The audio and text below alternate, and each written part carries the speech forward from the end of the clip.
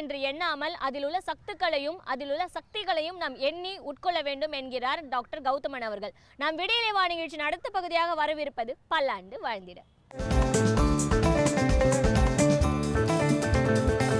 அன்பான கலைஞர் தொலைக்காட்சி நேயர்களுக்கு என்னுடைய இனிமையான காலை வணக்கங்கள். இன்றைக்கி நம்ம பார்க்கக்கூடிய தாவரத்துடைய பெயர் பாவட்டை அப்படின்னு சொல்லக்கூடிய ஒரு வகையான செடி வகை தாவரம் சொல்லலாம். ரொம்ப கூர்மையான இலைகளை கொண்டு மெலிதான தண்டுகளை கொண்டு படர்ந்து வளரக்கூடிய அந்த தாவரம் பாரம்பரிய மருத்துவத்தில் தொற்று நோய்களுக்கு உபயோகப்படுத்துகின்ற வழக்கம் நிறைய நம்ம பார்க்க முடிகிறது. இந்த பாவட்டையை பொறுத்தவரையிலும் பார்த்திங்கன்னா இன்றைக்கு ரொம்ப முக்கியமான ஒரு நோய், அதாவது சமீப காலத்தில் பார்த்திங்கன்னா குறிப்பாக இந்த மழைக்கு பிறகு நிறைய பேருக்கு ஒரு வகையான வைரஸ் காய்ச்சல். இந்த காய்ச்சல் வரும்போது பார்த்திங்கன்னா உடலுடைய வெப்பநிலை 100-101 டிகிரி அளவுக்கு அதிகமாகிறது. அதன் பிறகு பார்த்திங்கன்னா கால்களில் கடுமையான வீக்கம் ஏற்படுகிறது. கால்களில் ஏற்படுகின்ற இந்த வீக்கத்தை விட பார்த்திங்கன்னா முட்டுகளில், எல்லா முட்டுகளிலும், குறிப்பாக சிறிய மூட்டுக்கள் அப்படின்னு நம்ம சொல்லக்கூடிய கை விரல்களுடைய மூட்டுக்கள், கழுத்தில் இருக்கக்கூடிய மூட்டுகள், கால் விரல்களில் இருக்கக்கூடிய மூட்டுகள், இந்த எல்லா முட்டுகள்லையும் பார்த்திங்கன்னா மிக கடுமையான அளவு வலிகள் ஏற்படுகிறது. குறிப்பாக காலை எழுந்து கொள்ளும்போது, ஒரு இடத்தில் ஒரு அரை மணி நேரம் உட்கார்ந்து எழுந்து கொள்ளும்போது, இந்த மாதிரி நேரங்களில் மிக மிக கடுமையான ஒரு வலியாக அது மாறிவிடுகிறது. இந்த வகையான வைரல் சம்பந்தப்பட்ட காய்ச்சலுக்கு பார்த்திங்கன்னா இந்த பாவட்டையுடைய இலை ஒரு மிகச்சிறந்த அருமருந்தென்றால் மிகையாகாது. பாவட்டையுடைய இலைகளை எடுத்து நன்றாக தண்ணீரில் இட்டு கொதிக்க வைத்து 100 மில்லி தண்ணீருக்கு 10 கிராம் அளவுக்கு அந்த இலைகளை இட்டு கொதிக்க வைத்து அதை 50 மில்லியாக குறைத்து வடிகட்டி எடுக்கக்கூடிய அந்த ஒரு கஷாயம், அதை காலை ஒரு வேளை உணவுக்கு முன்பு, மதியம் ஒரு வேளை உணவுக்கு முன்பு, இரவு ஒரு வேளை உணவுக்கு முன்பு அப்படிங்கிற மாதிரி தொடர்ந்து எடுத்துக்கொண்டோமேயானால் ஒரு மாத காலத்திலேயே பார்த்திங்கன்னா இந்த உடல் சம்பந்தப்பட்ட வலிகள் குறையிறதை நம்ம பார்க்க முடியும்.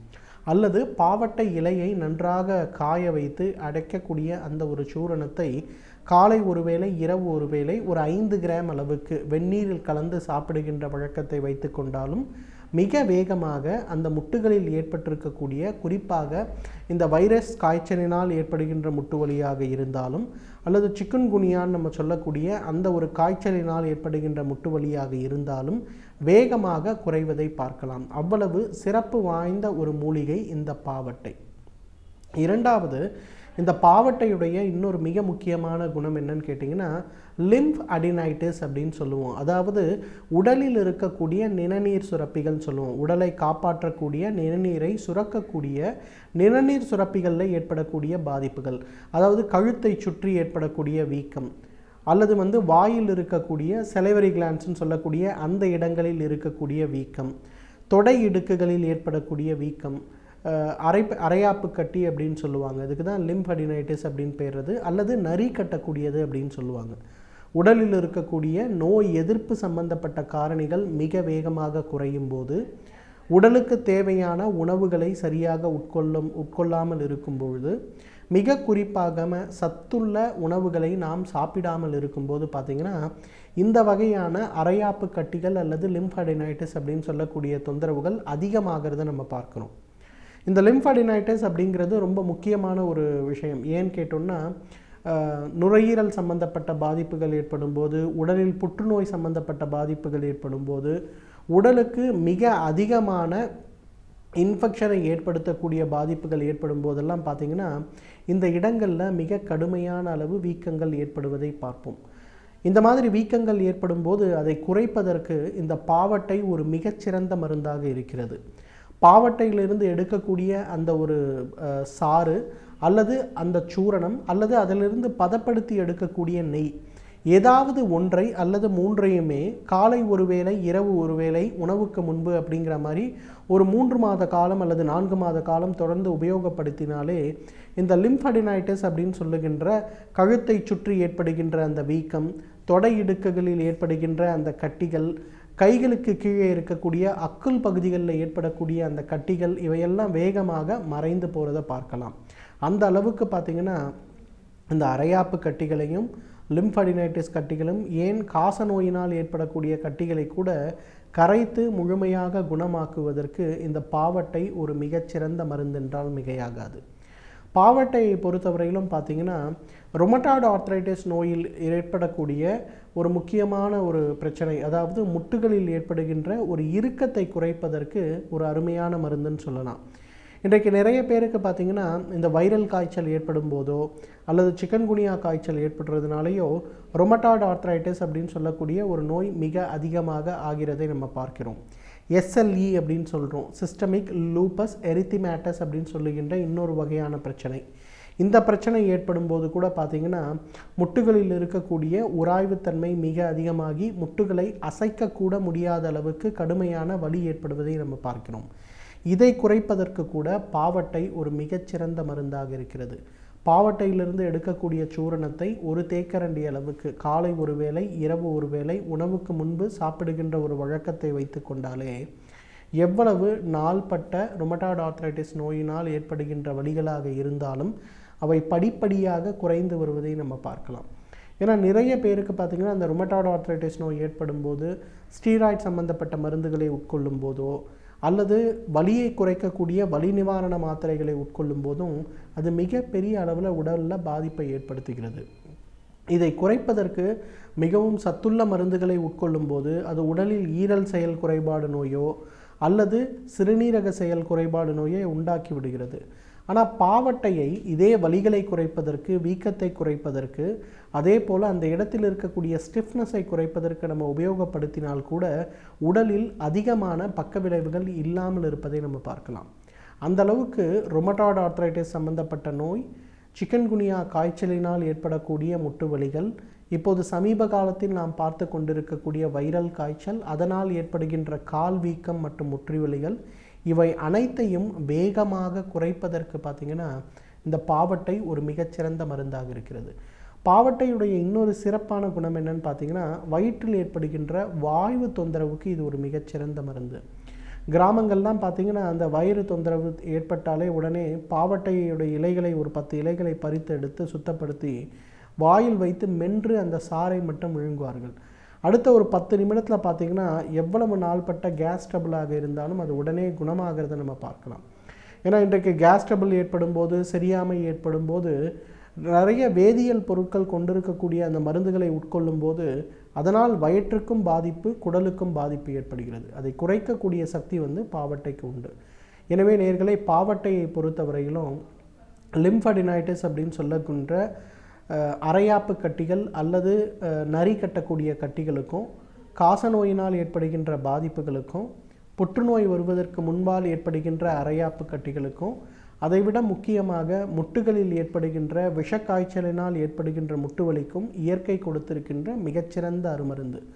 தகுந்த மருத்துவ ஆலோசனையின் பேரில் சரியான முறைப்படி இதை உபயோகப்படுத்தினோமையானால் நம்மாலும் பல்லாண்டு காலம் ஆரோக்கியமாக வாழ்ந்திட முடியும். நாம் வாழும் சமூகம் என்பது நன்மை தீமைகள் ஆகிய இரண்டும் கலந்தவை.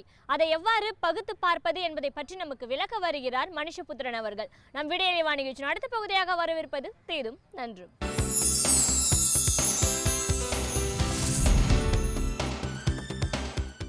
வணக்கம் நண்பர்களே, இன்னும் ஒரு இனிய காலை பொழுதில் தீதும் நன்றும் நிகழ்ச்சியில் உங்களை சந்திப்பதில் மிக்க மகிழ்ச்சி அடைகிறேன்.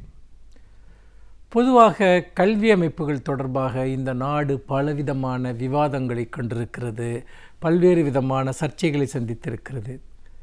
ஆனால் இந்த நாடு சுதந்திரம் அடைந்த இவ்வளவு காலத்திற்கும் பிறகு, அல்லது அனைவருக்குமான சமத்துவமான உரிமைகள் அரசியல் சாசனத்தில் உத்தரவாதப்படுத்தப்பட்டு விட்ட பிறகும் இன்றைக்கும் கூட கல்வி அமைப்புகளில் நீடிக்கக்கூடிய பாகுபாடுகளை பற்றி நாம் பேச வேண்டியவர்களாக இருக்கிறோம். ஏற்றத்தாழ்வுகளை பற்றி பேச வேண்டியவர்களாக இருக்கிறோம். அதாவது கல்வி அமைப்பு என்பது நம்முடைய சமூகத்தில் காலம் காலமாக பாகுபாட்டுடன் இருந்து வந்திருக்கிறது என்பது உண்மைதான். அதாவது ஒரு குறிப்பிட்ட சில சாதியினர் மட்டும் படிக்கலாம், பல சாதியினர் படிக்கக்கூடாது, சில வகுப்பினர் படிக்கலாம், சிலர் கற்கக்கூடாது என்கிற ஏற்றத்தாழ்வுகள் எல்லாம் நம்முடைய சமூகத்தில் சாதிய ரீதியாக இருந்து வந்திருக்கின்றன. ஆனால் தொடர்ந்து நாம் சமூக நீதிக்காகவும் இடஒதுக்கீட்டிற்காகவும் சமத்துவத்திற்காகவும் நடத்திய இடையறாத போராட்டங்களின் வழியாக இன்றைக்கு நாம் அத்தகைய கல்வியில் சாதிய ஏற்றத்தாழ்வுகளை, புறக்கணிப்புகளை, பாகுபாடுகளை நாம் நீக்கியிருக்கிறோம், அவற்றை வென்றெடுத்திருக்கிறோம், கடந்து வந்திருக்கிறோம். ஆனால் உண்மையிலேயே அதெல்லாம் உண்மையான அர்த்தத்தில் அடையப்பட்டிருக்கிறதா என்கிற ஒரு முக்கியமான கேள்வி எழுகிறது. ஏனென்று கேட்டால் இன்றைக்கு அனைவருக்கும் கல்வி என்பதை நாம் கொண்டு வந்து விட்டோம். சாதியின் பெயரால் ஒருவருடைய கல்வி வாய்ப்பை புறக்கணிக்க முடியாது என்கிற நிலையை நாம் உருவாக்கிவிட்டோம். அப்படி என்றால் கல்வி ரீதியாக கல்வி அமைப்புகளுக்குள் சமத்துவம் எட்டப்பட்டிருக்கிறதா என்கிற ஒரு கேள்வி எழுகிறது. குறிப்பாக சாதிய ரீதியான பாகுபாடுகள் நம்முடைய கல்வி அமைப்பை ஆட்டிப்படைக்கின்றனவோ என்கிற சந்தேகம் இன்றைக்கு நாடு முழுக்க எழுந்திருக்கிறது.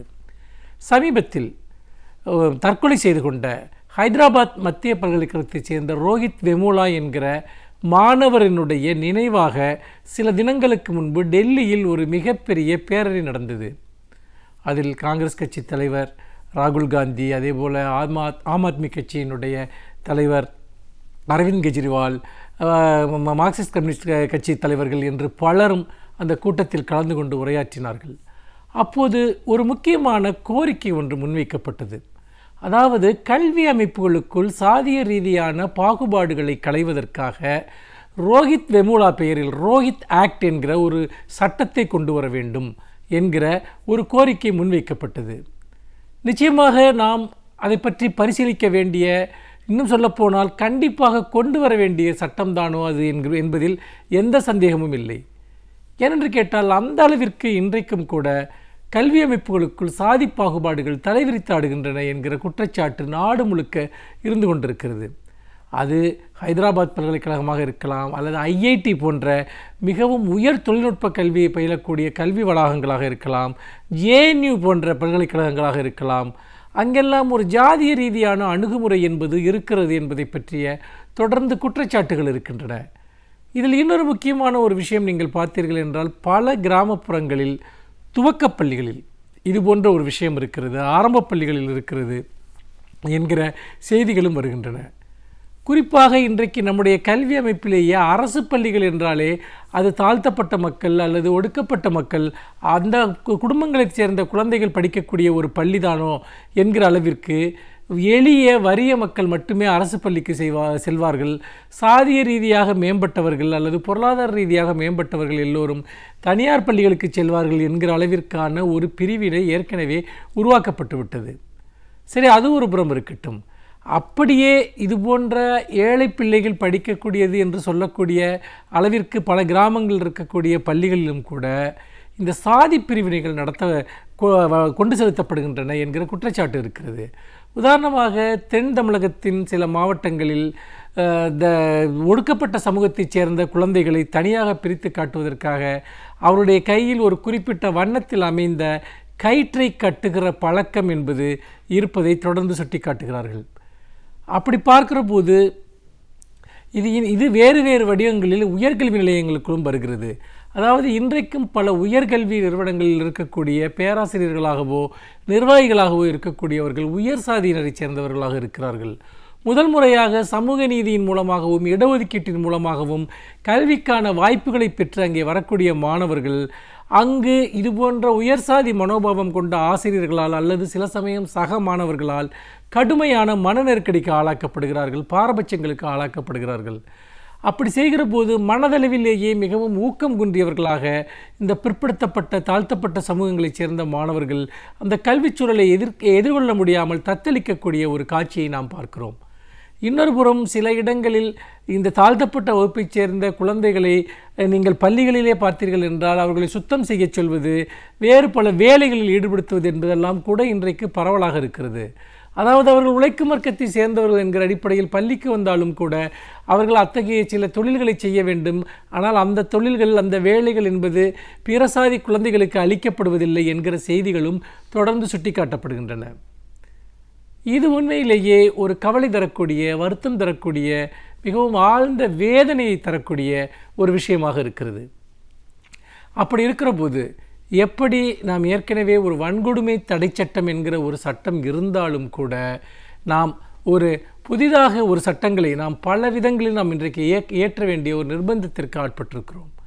ஏனென்று கேட்டால் இந்த வன்கொடுமை தடை சட்டங்கள் பல சமயங்களில் செல்லுபடியாவதில்லை. எப்படி பெண்கள் பாதுகாப்பிற்காக பல சட்டங்கள் ஏற்கனவே இருந்தால் கூட டெல்லி மருத்துவ மாணவியினுடைய மரணத்திற்கு பிறகு அவருடைய பெயரிலேயே ஒரு சட்டம் பெண்களுக்கு எதிரான கொடுமைகளை தடுப்பதற்கு ஏற்றப்பட்டதோ, அதே போல் ரோஹித் வெமுலா என்கிற அந்த மாணவரனுடைய தற்கொலையை அவருடைய பெயரை முன்வைத்து இன்றைக்கு சாதி கொடுமைகள் பள்ளி வளாகங்களில் இருந்தால், கல்லூரி வளாகங்களில் இருந்தால் அவற்றை தடுத்து நிறுத்துவது, அவற்றை கண்காணிப்பது, அப்படி அத்தகைய குற்றங்களில் ஈடுபடுபவர்களுக்கு தண்டனைகளை, கடுமையான தண்டனைகளை வழங்குவதற்கான வழிவகைகளை செய்யக்கூடிய ஒரு சிறப்பு சட்டம் வேண்டும் என்று கேட்பது இன்றைக்கு தவிர்க்க முடியாததாக தோன்றுகிறது. ஏனென்றால் உண்மையில் நாம் என்ன நினைத்தோம் என்றால், இதுபோன்ற ஒடுக்கப்பட்ட சமூகத்தைச் சேர்ந்தவர்களுக்கு கல்வி வாய்ப்புகள் கொடுக்கப்பட்டால் அதன் மூலமாக சமூகத்தில் இருக்கக்கூடிய ஏற்றத்தாழ்வுகள் குறையும் என்று நாம் நினைத்தோம். ஆனால் அதற்கு மாறாக இப்படி ஒடுக்கப்பட்ட சமூகங்களைச் சேர்ந்தவர்கள் கல்வி வாய்ப்பை பற்றி மேலே வருகிற போது அவர்களை ஒடுக்குவதற்காக ஏற்கனவே காலமாக கல்வியையும் அதிகாரத்தையும் சுவைத்து கொண்டிருக்கக்கூடியவர்கள் அவர்களை அவமதிக்கிறார்கள், அவர்களை அந்த இடங்களில் இழிவாக நடத்த முயற்சிக்கிறார்கள் என்பது சமூக நீதி கோட்பாடுகளையே கேள்விக்குரியதாக ஆக்கிவிடக்கூடிய ஒன்றாக இருக்கிறது. அந்த சூழ்நிலையில்தான் நாம் இன்றைக்கு இந்த ரோஹித் ஆக்ட் என்று சொல்லக்கூடிய பள்ளி கல்லூரி வளாகங்களில் சாதி கொடுமைகளுக்கு எதிராக குரல் கொடுப்பதற்காக எப்படி இன்றைக்கு ஒரு கலப்பு திருமணம் செய்து கொள்ளக்கூடிய இளைஞர்களுக்கு எதிராக இன்றைக்கு பல விதங்களில் அவர்களுக்கு கொடுமைகள் இழைக்கப்படுகின்றன, அதே போல் கௌரவ கொலைகள் நடக்கின்றன. கௌரவ கொலைகளை தடுப்பதற்கு ஒரு சட்டம் வேண்டும் என்று நாம் எப்படி கோருகிறோமோ அதே போல் கல்வி வளாகங்களில் இருக்கக்கூடிய சாதி கொடுமைகளை தடுப்பதற்கு ஒரு சிறப்பு சட்டம் வேண்டும் என்கிற கோரிக்கை நிச்சயமாக மிக மிக நியாயமான ஒரு கோரிக்கை. அதன் மூலமாக கல்வி வளாகங்களில் சமூக நீதி நிலைநாட்டப்படும். சாதி கொடுமைகளை அங்கு பல்வேறு மறைமுக வழிகளில் ஏற்படுத்துகிறவர்களுக்கு ஒரு மிகப்பெரிய அளவிற்கு ஒரு எச்சரிக்கையாக அந்த சட்டம் அமையும். அதற்காகவாவது இந்த சட்டம் நடைமுறையில் கொண்டு வரப்பட வேண்டும். அப்படி கொண்டு வரப்பட்டால் தான் சமூக நீதியை நிலைநாட்ட முடியும் என்று சொல்லி மீண்டும் இன்னும் ஒரு புதிய சிந்தனையோடு உங்களை சந்திக்கிறேன். நன்றி, வணக்கம். பல்வேறு துறைகளை சார்ந்த பிரபலங்கள் அவர்களுடைய அனுபவங்களை நம்முடன் பகிர்ந்து கொள்ளும் போது அது நமக்கு சிறந்த தூண்டுகோலாக அமைகிறது. அந்த வகையில் இன்றைய சிறப்பு விருந்தினர் யார் என்பதை பற்றியும் அவர்கள் என்ன விஷயங்களை நம்முடன் பகிர்ந்து கொள்ளப் போகிறார் என்பதையும் பார்க்கலாம். நம் விடையிலே நிகழ்ச்சியின் அடுத்த பகுதியாக வரவிருப்பது சிறப்பு விருந்தினர் பகுதி.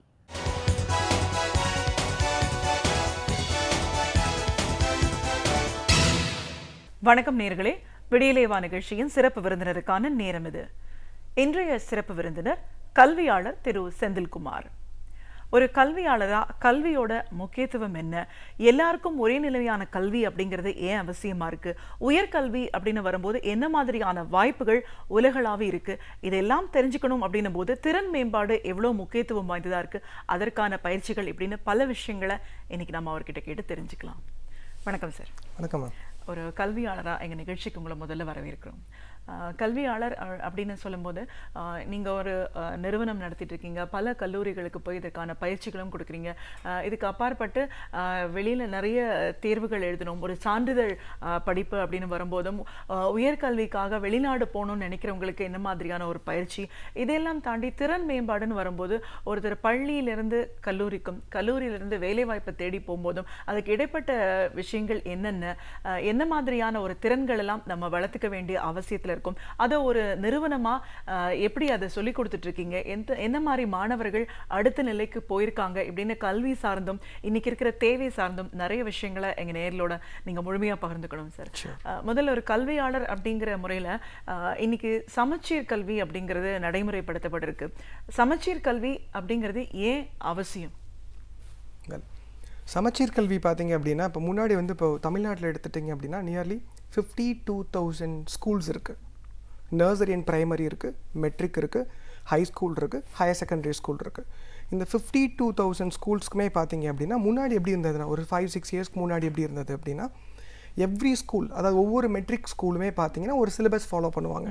இதுதான் ஸ்டாண்டர்ட் சிலபஸ் அப்படின்னு கிடையாது ஆக்சுவலாக. அப்போ என்னாச்சு அப்படின்னு சொன்னால் ஒரு ஸ்கூலில் வந்து பார்த்தீங்கன்னா போர்ஷன்ஸ்லாம் அதிகமாக இருக்கும், ஸ்கில் டெவலப்மெண்ட் ஜாஸ்தியாக இருக்கும், நிறைய சிலபஸ் ஃபாலோ பண்ணுவாங்க. இன்னொரு ஸ்கூலில் பார்த்தீங்கன்னா அதுக்கு அப்படியே ஆப்போசிட்டாக இருக்கும், அவங்க வேறு சில மெத்தடாலஜி அப்படியே ஃபாலோ பண்ணுவாங்க. அப்போ 5th படிக்கிற ஒரு ஸ்டூடெண்ட் வந்து பார்த்தீங்கன்னா ஈரோட்டில் படிக்கிறாருன்னா அவர் ஒரு மெத்தடாலஜி ஃபாலோ பண்ணிட்டு இருப்பார், மதுரை ஸ்டூடெண்ட் வந்து பார்த்தீங்கன்னா ஒரு மெத்தடாலஜி ஃபாலோ பண்ணிட்டு இருப்பார்.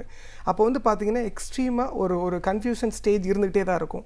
அப்போ சமச்சீர் கல்வி வந்து பார்த்தீங்கன்னா ப்ரீகேஜி டு 12th ஸ்டாண்டர்ட் வரைக்கும் same syllabus for all over Tamil Nadu. நம்ம ஸ்டேட்டுக்கு என்டையராக வந்து அதை அப்ளை பண்ணுறப்ப என்ன ஒரு பெனிஃபிட் அப்படின்னு பார்த்தீங்க அப்படின்னு சொன்னால், இப்போது மதுரையோட ஒரு கடைசி கிராமத்தில் இருக்க ஒரு ஸ்டூடெண்ட்டும் சென்னையோட ஹார்ட் ஆஃப் த சிட்டியில் இருக்க ஒரு ஸ்டூடெண்ட்டும் 2 ஸ்கூல், அங்கே ஒரு ஸ்கூலு இவங்க ஒரு ஸ்கூலில் வந்து பார்த்தீங்கன்னா சேம் சிலபஸ் ஃபாலோ பண்ணுவாங்க. அப்போ அந்த சேம் சிலபஸ் ஃபாலோ பண்ணுறப்ப என்ன ஒரு பெரிய அட்வான்டேஜ் அப்படின்னா கிராமப்புற மாணவர்களுக்கு வந்து பார்த்தீங்கன்னா அவங்களோட ஸ்கில் டெவலப்மெண்ட்டை வந்து ப்ராப்பராக எக்யூப் பண்ணுறதுக்கு வந்து பார்த்தீங்கன்னா ஒரு சிலபஸ் ஃபாலோ பண்ணிட்டு இருப்பாங்க. பட் சென்னையில் இருக்க சிட்டியில் இருக்க ஸ்டூடெண்ட்ஸ் வந்து அவங்க ஒரு சிலபஸ் ஃபாலோ பண்ணுவாங்க. இது ரெண்டுமே சேம் சிலபஸ் ஃபாலோ பண்ணுறதுனால ஒரு பெரிய ஆடட் அட்வான்டேஜஸ் இருக்கும். சமச்சீர் கல்வியோட ஃபோக்கஸ் பார்த்தீங்க அப்படின்னா இதுக்கு முன்னாடி வந்து நம்ம தியரிட்டிக்கல் தான் நிறையா பார்த்துட்டு இருந்தோம். 95% தியரிட்டிக்கல் இன்ஃபர்மேஷன் பார்த்துட்டு இருந்தோம். 5% தான் ப்ராக்டிக்கல் ஓரியன்ட் இருந்தது. சமச்சீர் கல்வியில் என்ன இருக்குது அப்படின்னா நியர்லி 50% ப்ராக்டிக்கல் மெத்தடாலஜி இம்ப்ளிமெண்ட் பண்ணியிருக்கிறாங்க. அப்போது ஒரு தாய் வழி கல்வி, அதாவது தமிழ் வழி கல்வி மூலமாக வந்து ஒரு ப்ராக்டிக்கல் ஓரியன்டாக, இப்போ ஃபார் எக்ஸாம்பிள் ஒரு எலக்ட்ரிக் பெல் இருக்குது அப்படின்னு வச்சுக்கோங்களேன். அந்த எலக்ட்ரிக் பெல்லை வந்து பார்த்தீங்கன்னா தியரிட்டிக்கலாக நம்ம படிச்சுட்டு எக்ஸாம் அப்பியர் ஆகுதுன்றது இட்ஸ் டிஃப்ரெண்ட்.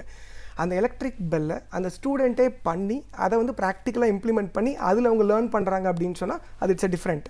ஒரு ப்ளேவே மெத்தட் அங்கே இம்ப்ளிமெண்ட் ஆகிருக்கு.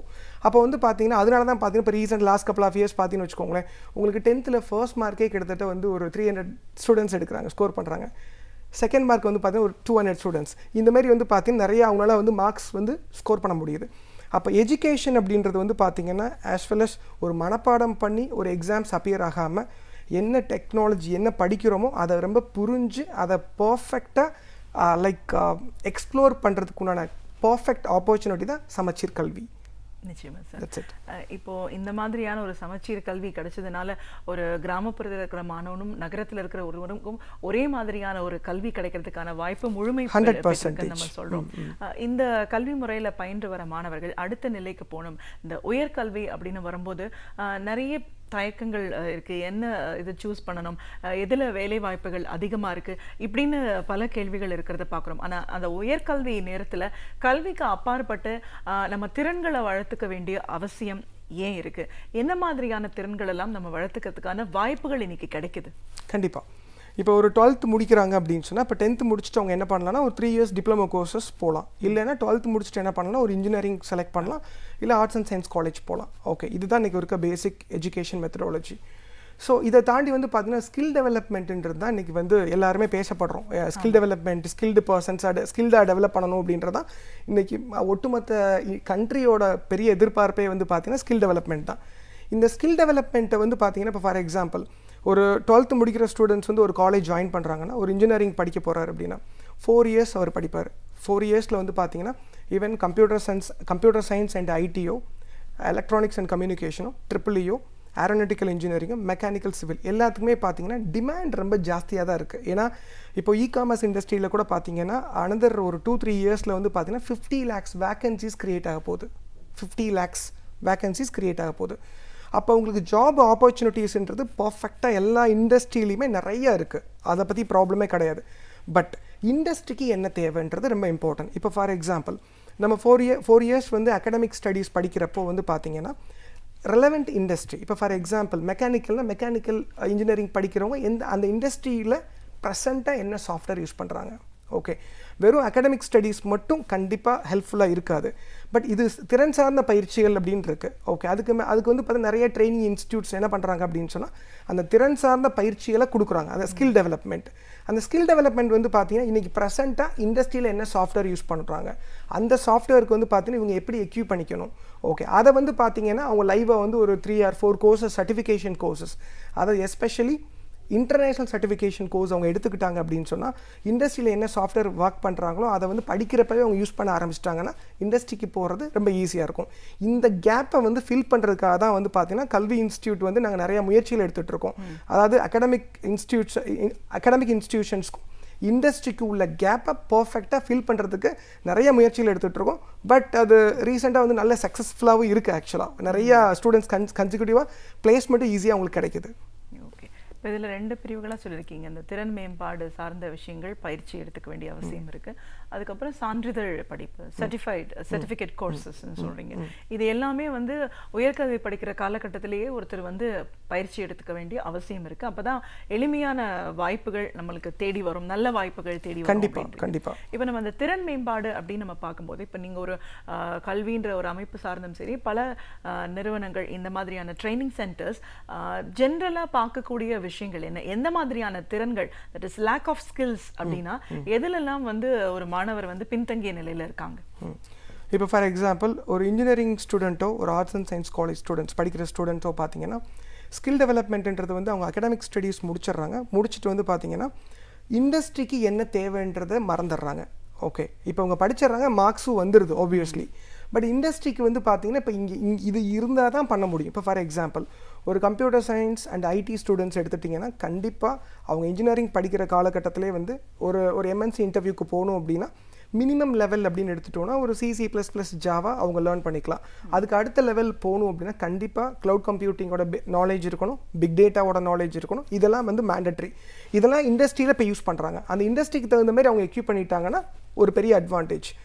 ஒரு வேலை வாய்ப்பு அப்படின்னு பேசுகிறப்ப ரெண்டு விஷயம் தான் ரொம்ப இம்பார்ட்டன்ட். ஒன்று அவங்க அகடாமிக் ஸ்டடீஸை தாண்டி நான் சொல்லிட்டு இருக்கேன்.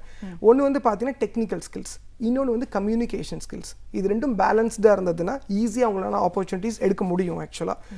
இப்போ டெக்னிக்கல்ஸ் ஏன்னா பிகாஸ் ஒரு இன்டர்வியூ போகிறார் அப்படின்னா மினிமம் வந்து ஒரு 30 to 40 minutes தான் டோட்டலாக இன்டர்வியூவே அவருக்கு இருக்கும். அவர் 4 years படித்ததை சம்மரைஸ் பண்ணி ஒரு 30 நிமிஷம் பர்ஃபெக்டாக அவர் ப்ரெசென்ட் பண்ணாருன்னா அவர் ஒரு MNC கம்பெனியில் ப்ளேஸ் ஆகிடலாம். அப்போ ப்ளேஸ் ஆகிறப்ப கண்டிப்பாக வந்து அவரால் வந்து ரெக்ரூட்டர் வந்து பார்த்தீங்கன்னா ஒரு 4 or 5 கொஸ்டின்ஸாக மேக்ஸிமம் கேட்க முடியும்.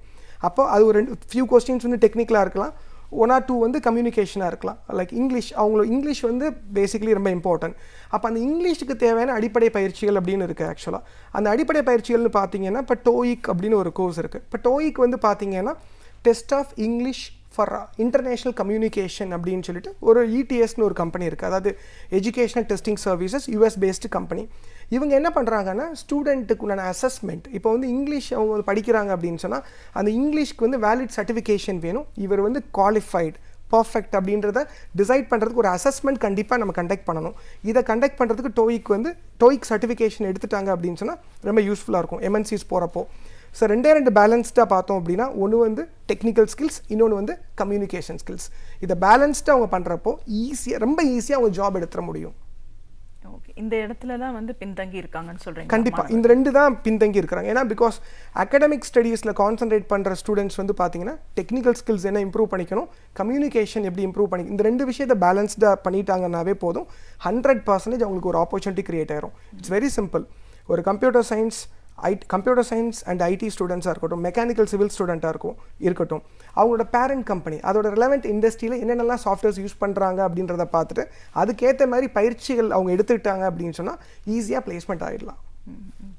இப்போ இந்த கம்யூனிகேஷன் அப்படின்னு நம்ம சொல்லும்போது ஆங்கிலம் முக்கியத்துவமாக நீங்கள் சொல்லியிருக்கீங்க. கண்டிப்பாக இப்போ நம்ம பள்ளியிலேருந்து வர மாணவர்கள், கிராமப்புறத்துலேருந்து வரவங்க இங்கே சிட்டி லைஃப்க்கு அடாப்ட் பண்ணிக்கிறதுக்கே கஷ்டம் அப்படின்னும் போது இந்த அவங்க நினைக்கிறத சொல்லணும் போது இந்த ஆங்கிலம் ஒரு பெரிய கடினமான ஒரு விஷயமா தான் அவங்களுக்கு தெரியுது. கண்டிப்பாக இப்போ அதுக்கான ஒரு பயிற்சினும் போது அது தனியாக அதில் மட்டும் ஒருத்தர் திறன் மேம்பாடு சார்ந்த ஒரு சர்டிஃபைட் கோர்ஸ் பண்ணிக்க முடியுமா? கண்டிப்பாக அதான் நான் உங்களுக்கு ஏர்லியராகவே சொன்னேன் ஆக்சுவலாக. ஸோ இந்த மாதிரி எளிமையான இப்போ ஒரு கிராமப்புற மாணவர் வந்து பார்த்தீங்க அப்படின்னா சென்னைக்கோ பெங்களூருக்கோ ஜாப் சர்ச் பண்ணி போகிறாரு. அவருக்கு வந்து பார்த்தீங்கன்னா இந்த என்வாயர்மெண்ட், இந்த அட்மாஸ்பியரே வந்து ரொம்ப புதுசாக இருக்கும். அப்போ இதில் வந்து அடாப்ட் ஆகிறதுன்றது கொஞ்சம் இனிஷியலாக கொஞ்சம் கஷ்டம் தான். பட் அவர் வந்து உள்ளே வந்துட்டு அவர் என்ன பண்ணலாம் அப்படின்னா இதுக்குண்டான நிறையா ஸ்கில் டெவலப்மெண்ட் கோர்ஸ் நிறையா இருக்குது ஆக்சுவலாக. எஸ்பெஷலி இங்கிலீஷ் நம்ம பார்க்குறப்போ வந்து பார்த்தீங்கன்னா டோயிக் வந்து இன்றைக்கி லெவலில் வந்து பார்த்தீங்கன்னா ஒரு வேர்ல்டு கிளாஸ் அசஸ்மெண்ட் கண்டக்ட் பண்ணுற ஒரு கம்பெனி தான் ETS கம்பெனி. அவங்களோட ப்ராடக்ட் டோயிக் எடுக்கிறப்போ வந்து பார்த்தீங்கன்னா ஏன்னா இங்கிலீஷ்ன்றது வந்து பார்த்தீங்கன்னா லாங்குவேஜ் தான், நாலேஜ் கிடையாது. ஓகே, ஏன்னா இப்போ டெக்னிக்கல் கோர்ஸ் படிக்கிறதுக்கு தான் நாலேஜ் வேணும், இது வந்து லாங்குவேஜ். இந்த லாங்குவேஜ்க்கு வந்து பார்த்தீங்கன்னா ஒரு பேசிக் கம்யூனிகேஷன் அதை வந்து ப்ராப்பராக வந்து ஒரு 45 daysலையோ ஒரு 3 monthsலையோ வந்து கண்டினியூஸாக அவங்க ப்ராக்டிஸ் பண்ணுறதுல தான் இருக்குது. ஸோ அந்த கண்டினியூஸாக அவங்க ப்ராக்டிஸ் பண்ணுறப்போ வந்து பார்த்தீங்கன்னா டெஃபினட்டாக அவங்களுக்கு வந்து ஒரு டோயிக் சர்டிஃபிகேஷன் கிடச்சதுனாவே இப்போ ETS எடுத்துட்டிங்க அப்படின்னா ஆல் இந்தியன் டெக் கம்பெனிஸ் எல்லாமே ETS கூட MOU சைன் பண்ணியிருக்கிறாங்க. ஒன்ஸ் அந்த ஸ்டூடெண்ட்ஸ் வந்து டோயிக் சர்டிஃபிகேஷன் கம்ப்ளீட் பண்ணிட்டாரு அப்படின்னா கம்யூனிகேஷன் ரவுண்டே தேவையில்லை, டேரெக்டாக அவங்க டெக்னிக்கல் ரவுண்டே போயிடலாம் ஆக்சுவலாக. அப்போ இதுக்கு வந்து பார்த்தீங்கன்னா கண்டிப்பாக அவங்க வந்து இங்கிலீஷ் கண்டிப்பாக, ஏன்னா இங்கிலீஷ் வந்து பார்த்தீங்கன்னா ஒரு international language. Not only Chennai Bangalore, அவங்க எந்த கம்பெனிக்கு போனாலும் ஒரு கிளைண்ட்டோட கம்யூனிகேட் பண்ணுறதா இருக்கட்டும் வேறு எல்லா விஷயத்துக்குமே இங்கிலீஷ் வந்து மேண்டட்டரியாக தேவைப்படுது. ஸோ அப்போ டோயிக் சர்டிஃபிகேஷன் எடுக்கிறப்போ 100% அவங்களால ஸ்கில் டெவலப்மெண்ட் ஈஸியாக பண்ணிக்கிற முடியும், அவங்களால கண்டிப்பாக நல்லா பேசவும் முடியும். ஓகே, இதில் வந்து ஒரு 4 லெவலாக நம்ம ஸ்ப்ளிட் பண்ணுறாங்க ஆக்சுவலாக. ரீடிங், லிசனிங், ஸ்பீக்கிங், ரைட்டிங் அப்படின்னு சொல்லிட்டு இந்த 4 லெவல் ஆஃப் ஸ்கில்ஸை வந்து அவங்க டெவலப் பண்ணிட்டாங்கன்னாவே ஈஸியாக கேப்பபிலிட்டி வந்துடும், அவங்களுக்கு ஈஸியாக அவங்களால மேனேஜ் பண்ணிடவும் முடியும். ஓகே, அப்புறம் நம்ம முதல்ல பேசும்போதே ஒன்று ஸ்கில்ஸ் பற்றி சொன்னோம், இன்னொன்று சர்டிஃபிகேஷன் சொன்னோம். இதுவே சான்றிதழ் படிப்புன்னு சொல்லியிருக்கீங்க. ஒரு சர்டிஃபைட் கோர்ஸ் பண்ணுற ஒரு மாணவனுக்கு அந்த சர்டிஃபிகேஷன் முடிச்சதுக்கப்புறம் என்ன மாதிரியான ஒரு ப்ராஸ்பெக்ட்ஸ் எல்லாம் கிடைக்குது? இந்த சர்டிஃபிகேஷன், அதாவது இன்டர்நேஷ்னல் சர்டிஃபிகேஷன் பற்றி நான் உங்களுக்கு வந்து ரொம்ப ப்ரீஃபாகவே சொல்லி ஆகணும் கண்டிப்பாக. ஏன் அப்படின்னு சொன்னால், இன்றைக்கி வந்துட்டு லைக் இப்போ இன்றைக்கி சாஃப்ட்வேர்ஸ் எல்லாம் எடுத்துக்கிட்டிங்க அப்படின்னா, இன்ஜினியரிங்கோட ஆர்ட்ஸ் அண்ட் சயின்ஸ் காலேஜ் எல்லாத்தோடையும் சாஃப்ட்வேர்ஸ் எடுத்துட்டிங்கன்னா கண்டிப்பாக வந்துட்டு உங்களுக்கு வந்து லைக் இப்போ ஒரு computer science and IT students கண்டிப்பாக வந்து பார்த்தீங்கன்னா ஒரு மைக்ரோசாஃப்ட்லேயோ ஒரு ஆரக்கிள்லேயோ இந்தமாரி சர்டிஃபிகேஷன் எடுத்துக்கிறது நல்லது. ஏன்னு கேட்டிங்க அப்படின்னா, அவங்க இந்த சர்டிஃபிகேஷன் எடுக்கிறப்போ அவங்க ஓன் சிலபஸ் கொடுத்துறாங்க. இப்போ இட்ஸ் வெரி சிம்பிள். இப்போ நான் ஏர்லியராகவே உங்களுக்கு நான் சொன்னேன், ஆக்சுவலாக நிறைய அகாடமிக் இன்ஸ்டிடியூஷன்ஸில் நாங்களே போய் ட்ரைனிங்கும் கொடுக்குறோம். ஓகே, அப்படி ட்ரைனிங் கொடுக்குறப்ப என்ன பெனிஃபிட் அப்படின்னா, இப்போ ஒரு ஸ்டூடெண்ட்ஸ் வந்து ஒரு இன்டர்நேஷனல் சர்டிஃபிகேஷன் எடுத்துக்கிறதுக்கும் சர்டிஃபிகேஷன் எடுத்துக்கிறதுக்கு உள்ள டிஃப்ரெண்ட் நான் சொல்லிடுறேன் உங்களுக்கு. இப்போது நான் சொன்னேன், இப்போ ஒரு அகாடமிக் லெவலில் அவன் எல்லா கோர்ஸும் பண்ணிடுறான், எல்லா சிலபஸும் படிச்சிடறான், மார்க்ஸும் ஸ்கோர் பண்ணிடுறான், குட்.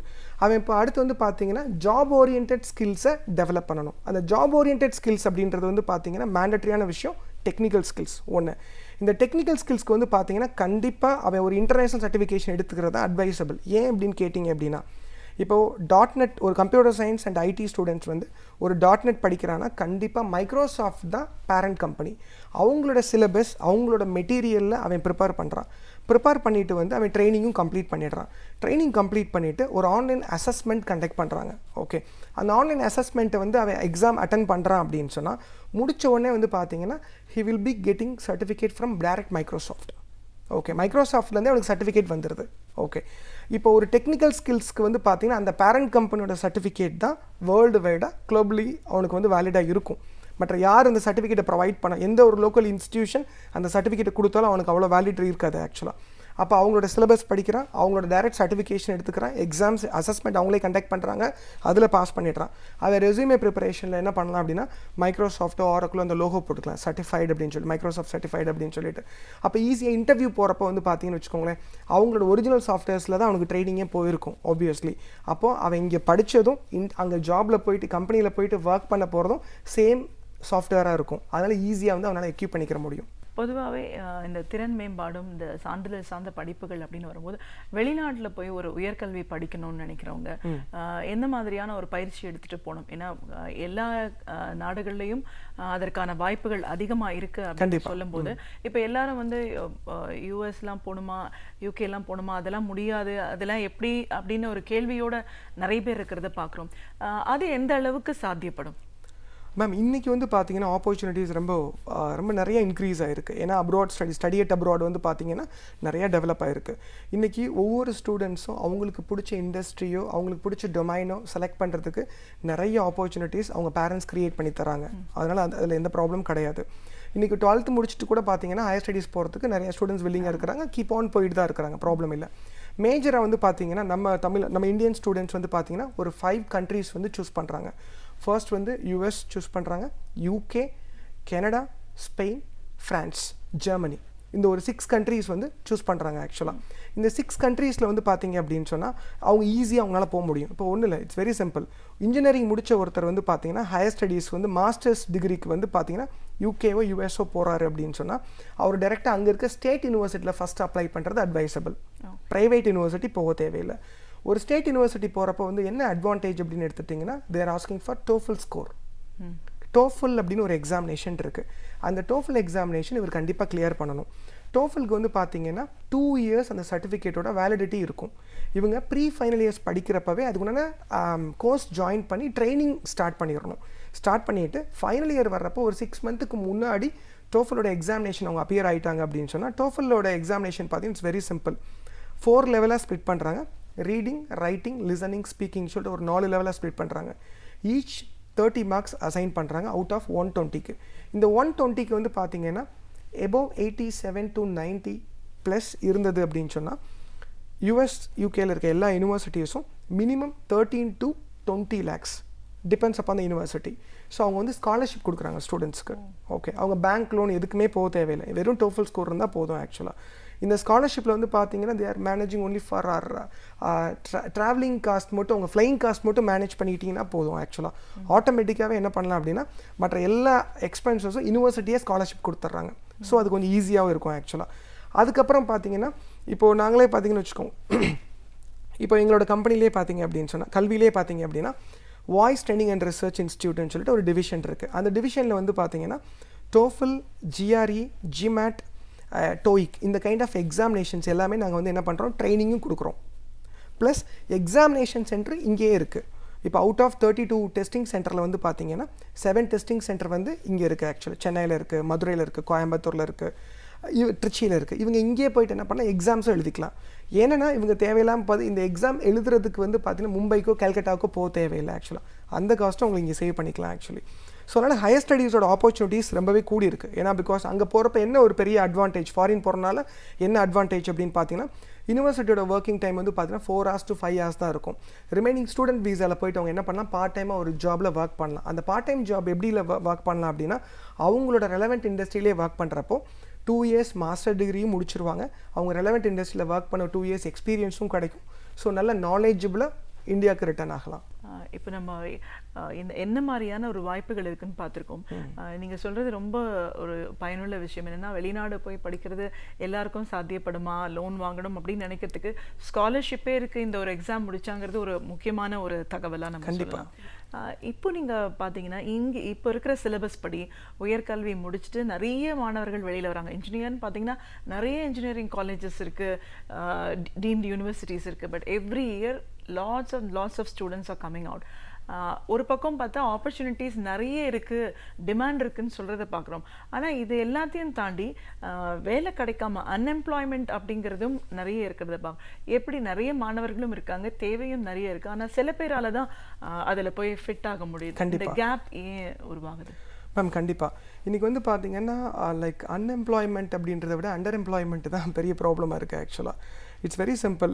அவங்க காலேஜ் ஸ்டடீஸ் முடிக்கிறப்பவே பார்த்தீங்கன்னா இப்போ வெரி சிம்பிள். இப்போ ஒரு ஆர்ட்ஸ் அண்ட் சயின்ஸ் பற்றி நான் உங்களுக்கு சொல்லவில்லை, இன்ஜினியரிங்க்கு நிறைய டிப்ஸ் கொடுத்துருந்தேன் ஆக்சுவலி. இப்போது நார்மலாக வந்து காலேஜ் ஸ்டூடெண்ட்ஸ் எடுத்துக்கோங்களேன்.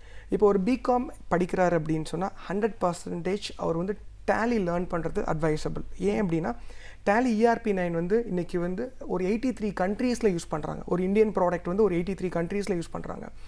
ஸோ டேலி வந்து அவர் முடிக்கிறார் அப்படின்னு சொன்னால் பர்ஃபெக்டாக முடிக்கணும். என்னென்னா டேலியோட direct certification, Tally institute of லேர்னிங்கோட சர்டிஃபிகேஷன் அவர் எடுத்துக்கிறார் அப்படின்னு சொன்னால் பர்ஃபெக்டாக லைவாக ஒரு அக்கௌண்ட்ஸ் அவங்க லேர்ன் பண்ணுறப்போ என்டையர் ஆடிட்டர் ஆஃபீஸில் அவர் வந்து டேக்ஸ் பே பண்ணுற வரைக்கும் லேர்ன் பண்ணிக்கணும்.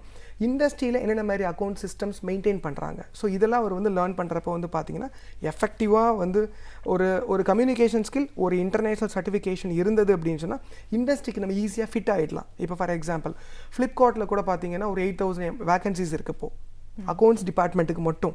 Okay, invoice ப்ராசஸ்க்கு. ஸோ அப்போ அதுக்கு வந்து ஈஸியாக அவங்க அப்ளை பண்ணலாம்.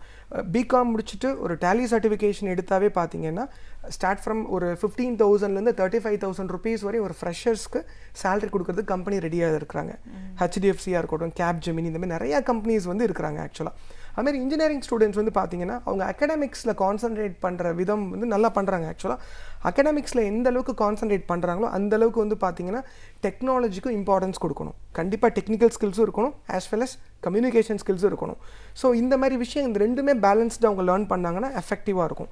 இன்றைக்கி வந்து ஆன் டிமாண்ட் அப்படின்னு எடுத்துட்டிங்க அப்படின்னா மெக்கானிக்கல் சிவில் இண்டஸ்ட்ரிக்கு வந்து நிறைய ஆப்பர்ச்சுனிட்டிஸ் க்ரியேட் ஆகிட்டே தான் இருக்குது ஆக்சுவலாக. ஓவராலாக வந்து இப்போ இன்ஜினியரிங்காக இருக்கட்டும், ஆர்ட்ஸ் அண்ட் சயின்ஸாக இருக்கட்டும், ஆப்பர்ச்சுனிட்டிஸ் பற்றி பிரச்சனையே இல்லை. நிறைய நீங்கள் சொன்ன மாதிரி கரெக்ட், எக்ஸாக்ட்லி. ஒரு பக்கம் ஆப்பர்ச்சுனிட்டிஸ் நிறையா க்ரியேட் ஆகிட்டு இருக்கு, இன்னொரு பக்கம் ஸ்டூடெண்ட்ஸ் நிறைய கோர்ஸ் கம்ப்ளீட் பண்ணிட்டு இருக்காங்க, ஹையர் எஜுகேஷன் முடித்தவங்க அதிகமாக இருக்கிறாங்க. ஒரே ஒரு கேப் அப்படின்னா இண்டஸ்ட்ரிக்கு என்ன தேவையோ அதை அவங்க படிக்கிறது இல்லை, அது அவங்க அகடமிக் சிலபஸ்லேயும் அது கிடையாது. இன்றைக்கி வந்து க்ளவுட் கம்ப்யூட்டிங், பிக் டேட்டா ரொம்ப பீக்கில் இருக்குது. க்ளவுட் கம்ப்யூட்டிங் இருக்குது, பிக் டேட்டா இருக்குது, சைபர் செக்யூரிட்டி இருக்குது, எத்திக்கல் ஹேக்கிங் இருக்குது. இதெல்லாம் வந்து பார்த்திங்கன்னா பெரிய லெவலில் இருக்குது. இப்போ சைபர் செக்யூரிட்டிக்கு வந்து பார்த்திங்கன்னா ஒரு இன்ஜினியரிங் முடிச்சுட்டு சைபர் செக்யூரிட்டி பர்ஃபெக்டாக அவங்க கோர்ஸ் கம்ப்ளீட் பண்ணிவிட்டு வித் சர்டிஃபைட் ஆகிட்டாங்க அப்படின்னா சென்ட்ரல் கவர்மெண்ட் ஜாபே 2 lakhs வேகன்சிஸ் இருக்குது சைபர் செக்யூரிட்டிக்கு மட்டும். ஸோ அப்போ அந்த மாதிரி விஷயங்களை அவங்க ட்ரை பண்ணலாம். நார்மலாக வந்து இன்ஜினியரிங் முடிச்சுட்டு அவங்க ஒரு ப்ரைவேட் ஜாப்ஸ் தான் போகணும்னு தேவையில்லை, கவர்மெண்ட் ஜாப்ஸே நிறையா இருக்குது.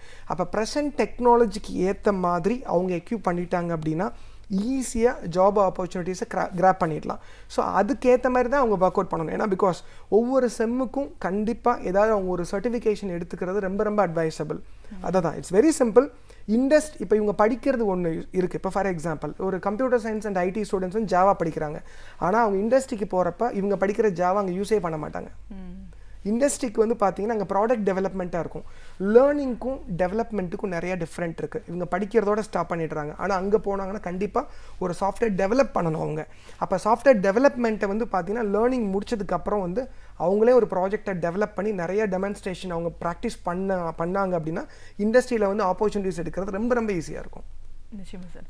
இப்போ நம்ம ஓவராலாக இவ்வளோ தூரம் பேசின வரைக்கும் இந்த உயர்கல்வின்னு வரும்போது கல்வி திட்டத்திலேயே இந்த திறன் மேம்பாடு சார்ந்த ஒரு பயிற்சிகள் இன்க்ளூட் பண்ணியிருந்தாங்கன்னா ஒரு கல்வி முடிச்சுட்டு வரும்போதே முழுமையான ஒரு மாணவராக வரதுக்கான வாய்ப்புகள் கண்டிப்பாக. இப்போ ஒரு 20-30 இயர்ஸ் முன்னாடி நீங்கள் பார்த்தீங்கன்னா அன்னைக்கு இருந்த தேவைக்கு தகுந்த மாதிரி வொகேஷனல் கோர்சஸ்லாம் நிறைய இருந்தது. அப்போ அதுதான் தேவை. இந்த லாஸ்ட் 20 இயர்ஸில் டெக்னிக்கல் அட்வான்ஸ்மெண்ட் நிறைய வந்திருக்கு. அப்படின்னாலும் இது சார்ந்த திறன் மேம்பாடு பயிற்சி அப்படிங்கிறது வந்து பள்ளிகளில் இன்னைக்கு முழுமையா இல்லை அப்படிங்கிறத நம்ம பார்க்குறோம்.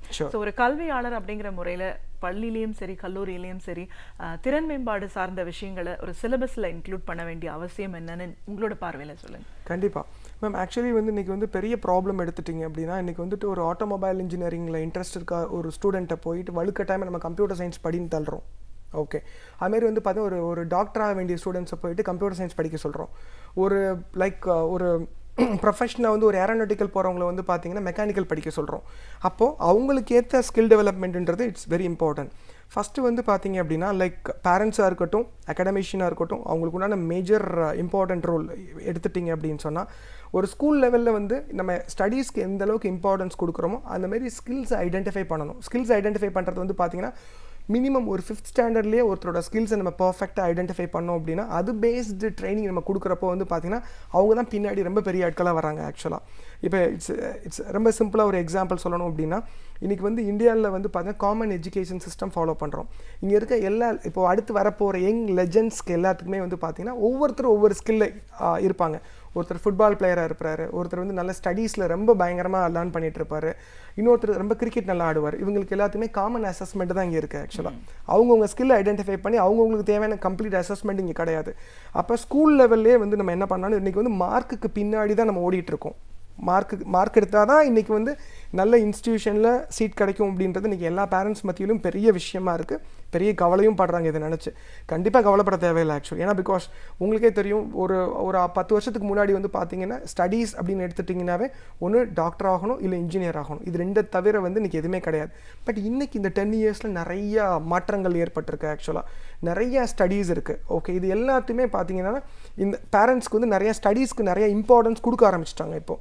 பட் என்னோட வேண்டுகோள் என்னென்னா இப்போ ஒரு அகாடமிக் இன்ஸ்டியூஷன் ஒரு ஸ்கூலாக இருக்கட்டும் ஒரு காலேஜாக இருக்கட்டும் பேரண்ட்ஸாக இருக்கட்டும் ஸ்டூடெண்ட்ஸாக இருக்கட்டும் அவங்களுக்கு என்ன வருமோ அந்த ஸ்கில்லை ஐடென்டிஃபை பண்ணி அதை பர்ஃபெக்டாக எப்படி டெவலப் பண்ணலாம் அப்படின்னு பார்த்தோம் அப்படின்னு சொன்னால் இந்தியாவுக்கு நிறைய லெஜெண்ட்ஸ் வருவாங்க. ஆக்சுவலாக செகண்ட் திங் இன்றைக்கி வந்து பார்த்தீங்கன்னா இன்றைக்கி most of the MNC companies எடுத்துட்டிங்கன்னா ஈவன் மைக்ரோசாஃப்டாக இருக்கட்டும் அண்ட் கூகுளாக இருக்கட்டும் அடோபாக இருக்கட்டும் எல்லா கம்பெனிஸ்க்கு வந்து பார்த்தீங்கன்னா இந்தியன் தான் சிஇஓவாக இருக்கிறாங்க. அந்த கம்பெனி இந்தியன் என்ன சொல்கிறது தேர் ஹோல்ட் அண்ட் சிஇஓ பொசிஷன். என்ன பெரிய ப்ராப்ளம் அப்படின்னா அவங்களுக்கு ரைட் ஆப்பர்ச்சுனிட்டிஸ் கிடைக்கல.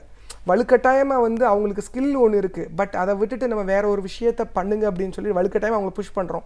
அப்போ கண்டிப்பாக ரிசல்ட்டும் வராது ஆக்சுவலாக. பட் நான் என்ன சொல்கிறேன் பேரண்ட்ஸ்க்கு நான் என்ன சொல்லுவேன் அப்படின்னு சொன்னால் அவங்க எதில் நல்ல ஸ்கில்டாக இருக்காங்கன்றதை ஐடென்டிஃபை பண்ணிவிட்டு அது ஓரியன்ட் ட்ரைனிங்ஸ் அவங்க கொடுத்தாங்கன்னா ரொம்ப எஃபெக்டிவாக இருக்குன்றது என்னோட கருத்து.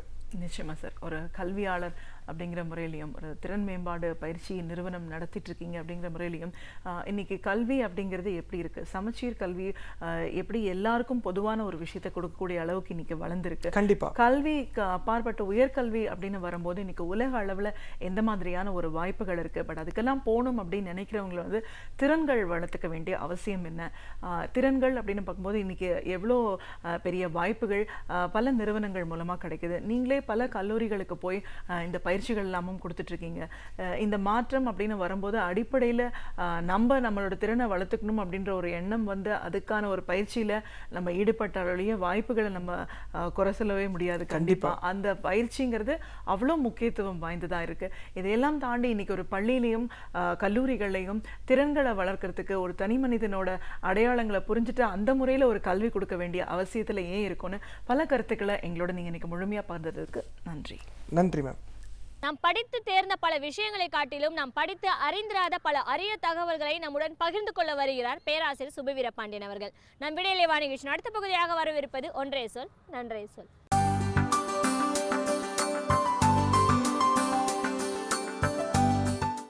அனைவருக்கும் வணக்கம். மறைந்த எழுத்தாளர் ஜெயகாந்தன் 2000ஆவது ஆண்டு ஜூன் மாதத்திலிருந்து ஆகஸ்ட் மாதம் வரை ஏறத்தாழ 2 மாதங்கள் அமெரிக்காவிலே சுற்றுப்பயணம் செய்து பல்வேறு தமிழ்ச்சங்கங்களில் உரையாற்றி தமிழ்நாடு திரும்பினார். அவர் தமிழகத்திற்கு வந்ததற்கு பிறகு 2000 நவம்பரில் வெளிவந்த தீபாவளி மலரில் தினமணி இதழ் அவருடைய நேர்காணல் ஒன்றை வெளியிட்டிருந்தது. அமெரிக்கா பற்றிய அவருடைய பார்வை, அமெரிக்காவையும் சோவியத்தையும் ஒப்பிட்டு அவர் சொல்லியிருந்த செய்திகள், இவையெல்லாம் சற்று புதிதாகவும் வழக்கமான ஜெயகாந்தனினுடைய பார்வை கோணத்திலிருந்து விலகி நிற்பதாகவும் இருந்தது. அந்த பேட்டி ஒரு அரசியல் முக்கியத்துவம் வாய்ந்தது அல்லது உலக அரசியல் சிறப்பு வாய்ந்தது என்று நாம் சொல்லலாம். 2 மாதங்கள் அமெரிக்காவிலே நீங்கள் சுற்றுப்பயணம் செய்தீர்களே என்று அந்த அமெரிக்க சுற்றுப்பயணத்தினுடைய அனுபவத்திலிருந்து தான் அந்த நேர்காணல் தொடங்குகிறது. நீங்கள் அமெரிக்கா செல்வதற்கு முன்பு அது பற்றி உங்களுக்கு இருந்த பார்வை என்ன, இப்போது உங்களின் பார்வை என்ன என்று கேட்கிற போது தயங்காமல் ஒளிவு மறைவில்லாமல் அவர் ஒன்றை வெளிப்படுத்துகிறார். உண்மைதான், அமெரிக்காவை பற்றி என்னுடைய பார்வை மாறி இருக்கிறது. நாம் படித்த பல புத்தகங்கள் காரணமாகவும் பழகிய நண்பர்கள் சொன்ன செய்திகள் காரணமாகவும் அமெரிக்காவின் மீது எனக்கு இருந்த வெறுப்பு மாறி இருக்கிறது என்று சொல்லுகிற அவர் அடுத்த வரியிலே மிக அழகாக ஒன்றை பதிவு செய்கிறார். வெறுப்பு மாறுவதென்பதே மகிழ்ச்சி தானே என்கிறார். யார் ஒருவர் மீதும் எந்த ஒரு நாட்டின் மீதும் எந்த வெறுப்பும் நமக்கு நல்லதன்று, அந்த வெறுப்பு மாறுவதென்பதே மகிழ்ச்சி தானே என்று அவர் சொல்லுகிறார்.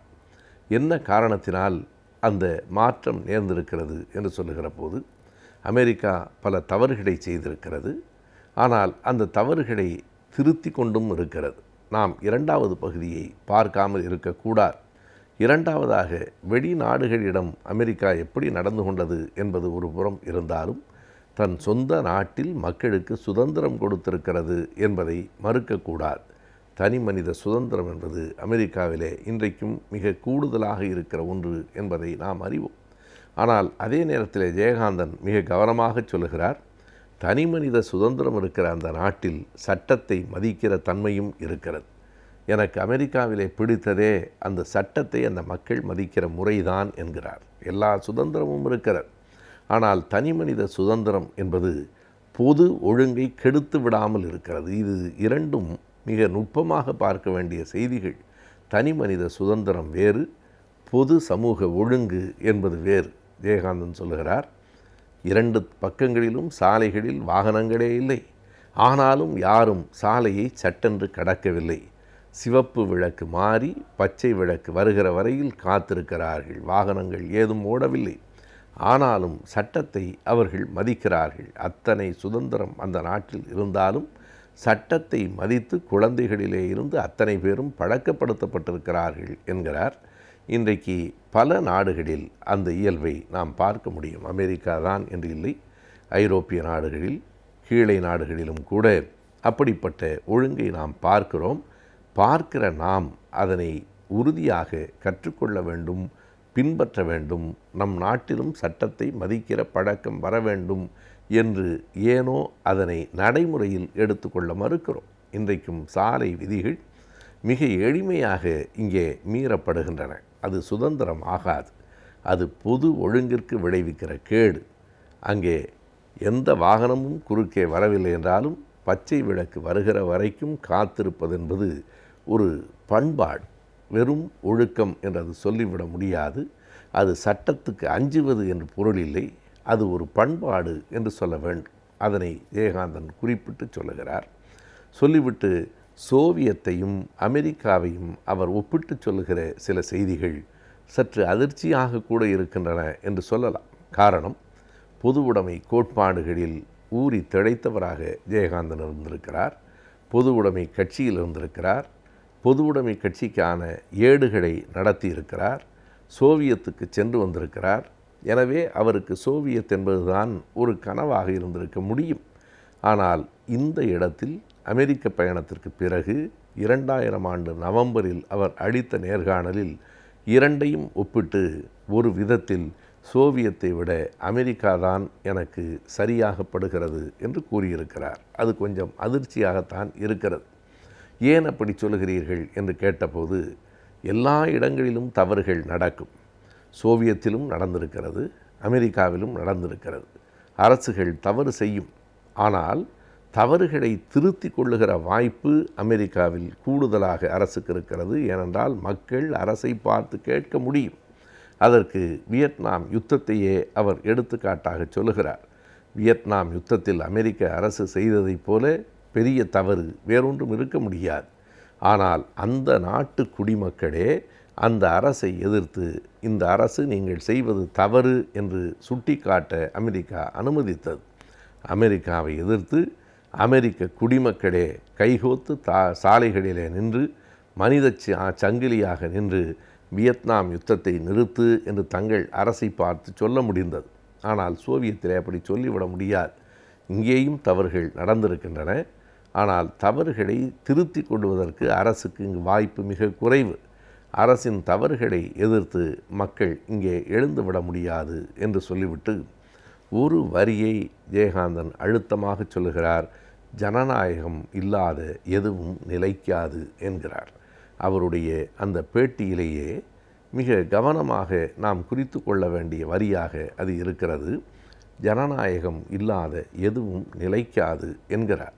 சோவியத் ஒரு கட்டத்திற்கு பிறகு சிதறுண்டு போயிற்று என்பதை நாம் அறிவோம். ஆனால் அப்படி சிதறுண்டு போனதற்கு பல்வேறு காரணங்கள் இருக்கலாம்.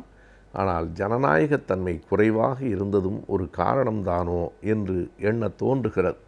இப்படி எல்லாவற்றையும் சொல்லுகிற ஜெயகாந்தன் அவர்களிடத்தில் அமெரிக்க குடிமக்களினுடைய வாழ்க்கை எப்படி இருக்கிறது, அவர்கள் கற்பு போன்றவற்றையெல்லாம் பேணுவதில்லை என்று சொல்லுகிறார்களே, உண்மைதானா என்று கேட்டால் மிக நேர்மையாக ஒரு விடையை சொல்லுகிறார். மேலோட்டமாக பார்த்தபோது எனக்கு அப்படியெல்லாம் தோன்றவில்லை. அங்கேயும் ஒழுங்கு பண்பாடு எல்லாம் இருக்கிறது. ஆனாலும் நான் அமெரிக்காவில் இருந்த 2 மாதங்களும் தமிழ் குடும்பங்களோடு தான் இருந்தேன். அமெரிக்க குடும்பங்களோடு தங்கி இருக்கவில்லை. எனவே அவர்கள் வாழ்க்கை முறை பற்றி நான் சொல்லுவது பொருத்தமாக இருக்காது என்று கூறுகிறார். நாம் பார்க்கலாம், இன்றைக்கு வெளிநாட்டுக்கு ஒரு வாரம் ஒரு கூட்டத்திற்கு போய் வந்தவர்கள் கூட அந்த நாட்டு மக்களினுடைய வாழ்க்கையை பற்றி பேசுவது என்பது ஒரு அரைகுறைத்தன்மையுடையது தான். நீங்கள் அந்த நாட்டு மக்களோடு சேர்ந்து வாழாமல் வெறுமனே அவர்கள் ஊருக்கு போய் வருவதால் அனைத்தையும் அறிந்து கொண்டு விட முடியாது. மிக நேர்மையாக ஜெயகாந்தன் சொல்லுகிறார், 2 மாதங்களும் நான் தமிழ் குடும்பங்களோடு தான் தங்கியிருந்தேன். எனவே அமெரிக்க மக்களினுடைய குடும்ப வாழ்க்கை, பண்பாடு, தனிமனித இயல்புகள் எப்படி இருக்கின்றன என்று என்னால் வரையறுத்து சொல்லிவிட முடியாது என்று கூறுகிறார். ஒரு நல்ல நேர்காணல், சில புதிய சிந்தனைகள், நாம் சிலவற்றை ஏற்றுக்கொள்ள கடினமாக கூட இருக்கலாம். ஆனாலும் நம்முடைய மறு ஆய்வுக்கு உரியதாக அந்த நேர்காணல் அமைந்திருக்கிறது. மனதை தெளிவாக வைத்திருந்தால்தான் நம் வாழ்வும் சிறப்பாக அமையும். அந்த வகையில் மனதை எவ்வாறு தெளிவாக வைத்திருக்கலாம் என்பதை பற்றி நமக்கு விளக்க வருகிறார் டாக்டர் நம்பி அவர்கள். நம் விடையிலைவா நிகழ்ச்சி நிறைவு பகுதியாக வரவிருப்பது மனமே மனமே.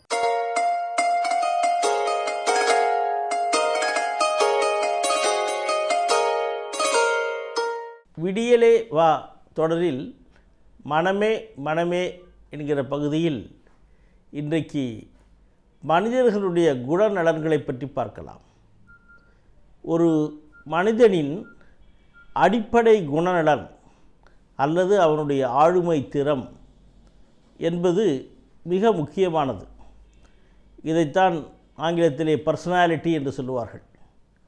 இந்த பர்சனாலிட்டி என்கிற ஒரு சொல்லே நம்ம நாட்டை பொறுத்தவரை, முக்கியமாக நம்முடைய ஊர்களை பொறுத்தவரை, அது தவறாகவே புரிந்து கொள்ளப்பட்ட ஒரு சொல்லாக இருக்கிறது.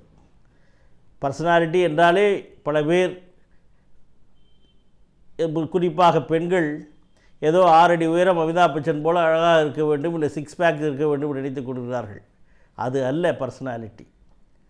பர்சனாலிட்டி அல்லது ஆளுமை திறம் என்பது ஒரு மனிதனின் ஒட்டுமொத்த குணநலன்களைச் சேர்ந்தது. The total qualities of an individual என்று சொல்லலாம். ஒரு மனிதனின் அத்தனை குணநலன்களும் சேர்ந்தது. அத்தனை குணநலன்கள் என்று சொல்லும் பொழுது அவனுடைய உடல்வாகும் சேரும், அவனுடைய அறிவுத்திறன், புத்திசாலித்தனம், அவனுடைய முடிவெடுக்கின்ற திறன், அவனுடைய தப்பான வழிகளை கண்டுபிடித்து அதை தவிர்க்கிற நிலை, எது சரி எது தவறு என்று புரிந்து கொள்கிற ஒரு நிலை, உலகத்தோடு ஒத்துப்போகின்ற ஒரு தன்மை ஆகிய இவை எல்லாம் சேர்ந்தது. ஒரு நெருக்கடி வந்தால் அதை எப்படி சரியாக சமாளிக்கலாம் என்று தெரிகிற ஒரு முறை, கோப்பிங் ஸ்ட்ராட்டஜி என்று சொல்வார்கள். ஆக இவை எல்லாம் சேர்ந்தது தான் ஒரு மனிதனின் ஆளுமை திறம் அல்லது பர்சனாலிட்டி என்று சொல்லப்படுகிறது. ஆக பர்சனாலிட்டி என்று சொல்லப்படுவது அத்தனை குணநலன்களையும் ஒன்றடக்கிய ஒன்றாகும். ஆக இந்த பர்சனாலிட்டி என்பது ஒரு மனிதனுக்கு இன்னொரு மனிதனுக்கும் வேறுபடும். எல்லோருக்கும் ஒரே மாதிரியான குணநலன் இருப்பது அல்ல. மனிதனே இனத்தால், மொழியால், நாட்டால், நாகரிகத்தால், சாதியால், சமயத்தால் வேறுபட்டு நிற்கிறான். அப்படி வேறுபட்டு நிற்கின்ற ஒரே நாட்டைச் சேர்ந்தவர்களாக இருந்தாலும் சரி, ஒரே மொழியைச் சேர்ந்தவர்களாக இருந்தாலும் சரி, ஒரே சாதி சமயத்தைச் சேர்ந்தவர்களாக இருந்தாலும் சரி, அவர்களுடைய தனிப்பட்ட மனிதர்களின் குணநலன்கள் வேறுபடும், ஒன்றாக இருப்பதில்லை. ஆக எப்படி ஒரு மனிதனுடைய கைரேகை என்பது ஒவ்வொருவருக்கும் ஒன்றாக தனிப்பட்டு தனித்துவமானதாக இருக்கப்படுகிறதோ, அதை போலவே ஒவ்வொரு மனிதனுடைய அடிப்படை குணநலன்கள் என்பது தனிப்பட்டதே ஆகும். இவன் இப்படிப்பட்டவன், இவனுக்கு இது கூட இருக்கிறது, இவன் இதிலே குறைவு, இவன் அழகாக பேசுவான், இவன் அழகாக இருப்பான், இவன் நன்றாக சிந்திப்பான், இவன் நன்றாக எழுதுவான், இவனுக்கு புத்தி கூர்மை அதிகம், இவனுக்கு கணிதத்திலே நல்ல திறமை உண்டு, இவனுக்கு இலக்கியத்திலே புலமை உண்டு, இவன் ஓவியத்திலே சிறந்தவன் என்று ஒவ்வொருவருக்கும் ஒரு தனிப்பட்ட திறன், தனிப்பட்ட ஒரு குணநலன்கள் அமைவது அவனுடைய அந்த அடிப்படை குணநலன்களை சார்ந்தது. இந்த அடிப்படை குணநலன் என்பது பல்வேறு விதமாக வேறுபடுவதற்கு காரணம் பலவிதப்படும். இது ஒரு காரணத்தினால் தான் வேறுபடுகிறது சொல்ல முடியாது. Psychological, biological and social causes என்று சொல்லுவோம். உளவியல் காரணங்களாக வேறுபடலாம், மனதின் காரணமாக அல்லது மன அழுத்தத்தின் காரணமாக வேறுபடலாம், சுற்றுப்புற சூழ்நிலையின் காரணமாக சமூக ரீதியாக வேறுபடலாம், அல்லது அவனுடைய உடலியல் காரணங்கள், குறிப்பாக மூளையிலே ஏற்படுகிற சில ரசாயன மாற்றங்கள், நாளமில்லா சுரப்பிகளினுடைய வேலைகள், இவை எல்லாமும் சேர்ந்து ஒரு மனிதனை ஒவ்வொரு விதத்திலே பாதிக்கும் பொழுது ஒவ்வொரு மனிதனுக்குடைய குணநலன்கள் வித்தியாசப்படும். குறிப்பாக அந்த குணநலன் என்பது 18 வயது வரை வளர்ந்து கொண்டே இருக்கும். 18 வயது வந்த பிறகுதான் ஒருவருடைய குணம் இப்படித்தான் என்று இறுதியாக நாம் முடிவு செய்ய முடியும். அது வரைக்கும் அது வளர்ந்து கொண்டிருக்கிற ஒன்று, அதை முற்றுப்பெறாத ஒன்று, முதிர்ச்சி அடையாத ஒன்று. சிறு குழந்தையிலேயே ஒவ்வொரு குழந்தைக்கும் குணநலன் வேறுபடும். சில குழந்தை அழுது ஆர்ப்பாட்டம் பிடிக்கும், சில குழந்தை அமைதியாக இருக்கும், சில குழந்தைகள் எல்லாவற்றையும் பார்த்து சிரிக்கும், சில குழந்தைகள் உம்மன்று இருக்கும். இப்படி பலவிதமாக இருக்கும்.